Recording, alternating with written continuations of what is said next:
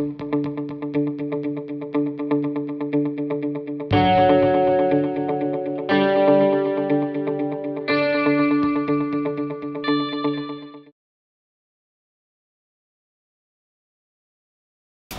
good afternoon everyone. I'm here with Raymond Fang, who is the Sustainability Director for APP, Asia Paper and Pulp. Pulp and Paper. Asia Pulp and Paper. Alright, and we've been here talking about his 10 years of sustainability. He's one of the early pioneers. He's worked in a number of multinational organizations as well as an industry association. He has a lot of knowledge and on-the-ground experience, and we really hope that you will take the time to listen to him and learn from his ideas. Hopefully he'll inspire you to maybe take up a future career path in sustainability. So keep watching. Raymond, thank you very much for your time. Thank you. Do me a favor and tell me a little about yourself. Okay. Introduce, like, my name is Raymond, I'm blah blah, and your background. Okay, my name is Raymond, that's my English name. In Chinese, my surname is Fang, and my Chinese name is Xiling. As a sustainability practitioner, I've been working in this area for over 10 years. I consider myself as one of the pioneers in this area in China. But talking about this, it's very interesting that my original plan, career plan, was very traditional. I was thinking about to work in the career like international business or investment, something very traditional. But it was a very accidental opportunity came up over 10 years ago. That was from CNTAC, stands for China National Textile and Apparel Council. Chinese textile and apparel is one of the major export goods in China. CNTAC was developing a system to improve the CSR performance in China, and they were looking for someone with overseas background, has a good communication skill to help CNTAC to promote this system to overseas buyers, brands, government authorities, and NGOs. So because I spent quite a few years overseas and maybe good interpersonal skills, so I was chosen, and that was my opportunity to start working in CSR. Being a pioneer usually means you're the one who gets hit in the head more than those who are following you. So what were some of the early challenges that you were either trying to address or that you faced when you were trying to promote corporate responsibility or sustainability in the textile industry? The first challenge is no one understands you, even my wife.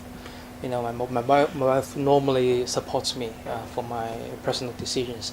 But when I was working in this area like 10 years ago, she didn't understand what this is.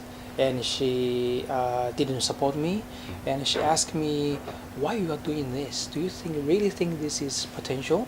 And I can guarantee you in China, no one's gonna do this. Okay, people is chasing for profit. People will not do anything like socially responsible or environmentally friendly. They don't give a shit. Just looking for benefits or profit. So my biggest challenge is here. So no matter my friends, my relatives, or my business partners, they don't understand. You have to do your best to explain what sustainability or CSR is, and trying to use their languages in the way that they can understand, to tell them things is improving, maybe 5 or 8 years later, and there are more companies practicing CSR, and we see Chinese translations of sustainability or CSR more and more frequently in the media, and people started to get familiar with these terms, and then they will be interested to know more what this is and what it is about, and what a company can do in this area. Can you tell me a little bit about how challenging is it to be in your position in a company that involves resources and is the focus of a lot of attention when it comes to those who say that that industry, those companies could not possibly be sustainable. Like, how challenging is that for you as an individual on a day-to-day basis? When you're practicing sustainability as an in-house practitioner, the commitment from the top management is the most critical factor. If the top management agree that sustainability is very important, then you will have bigger support. So, okay, so your executives will give you more support because they're under constant pressure. That's right. Right. Okay, but are you someone who is an environmentalist at heart? Like, do you worry about the forest, or are you really motivated by the job? Personally, Yeah. I would say both, because the reason why I choose sustainability and CSR as my career path is I consider this is a very potential career, and this is a career that you can combine your personal career development and your contribution to this planet together. This is a highlight for this area, and this is a major reason why I decided to keep working in this area. So I do worry about the environment. I mean, on this perfect location, as a bond looks through the window, you cannot see the Pudong area clearly because the air quality is very poor. And this has been recognized as a major challenge for all the key cities in China. And even all the residents in these cities, even they don't know nothing about the environment protection, they do know the air quality cause the impact to their health. So people started to know the impact from the environment. I do concern about this. And if when I was working for a company, what we are doing can help the company to make profit. Meanwhile, we can improve the environment conditions. That's a perfect job. Yeah. Now, how often do you come up with a program idea, come up with a strategy that is beyond the executive's interest or capacity? Like, you walk into their office and say, hey, I've got this great idea. How often are you pushing them to go farther? And how often do they tell you, no, Raymond, that's too much. Slow down, baby steps. Well, as an in-house professional, I would say everything we do, we have to find the business case. So no matter what sustainability or CSR programs I'm working on, I always have to find out the business case for these activities. So all the proposal comes from me. It's always a win-win case, I would say.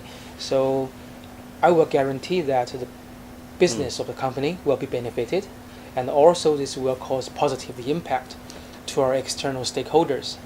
So the win-win situation, I think, is one of the preconditions for successful sustainability programs. I mean, how often do you work with the business to develop a product that is sustainable? Like, you walk in and they say, oh, we have this new product, Raymond. You go, no. I think there's one that's better that one of our competitors is using, or that the chemist told me about. Like, is it your job to drive innovation, or are you just trying to help them communicate it better? I would say that is my everyday job. That's what I do every day. No matter which company I'm working for, I'm always trying to find out in what process or in what link we are consuming the most of the natural resources, and which compose the biggest environmental or social impact. After I identified that process, I will try to find out the solution, either to minimize the usage of the natural resources or find an alternative. So I think this is my everyday job. And this makes my sustainability program more robust and create a perfect business case for the company. Now, in your mind, what's the potential career path for a sustainability person now? So in the future, I would say the chief sustainability officer for leading organizations is my goal. But personally, I would also to say in the future there will be CEOs with a background in sustainability. Because I believe that the people who have sustainability background with several years experience in finance or sales or sourcing, then this candidate is possible to be the CEO. So then, would you recommend someone who's just graduated from college go and get a sustainability job, or would you recommend that they go get a supply chain, marketing, finance job? I think this depends on their personal mindset, because someone they are good at their major, their studying, and also they have a passion to make their contribution for a better world, to make the people more happier, healthier, make the environment better.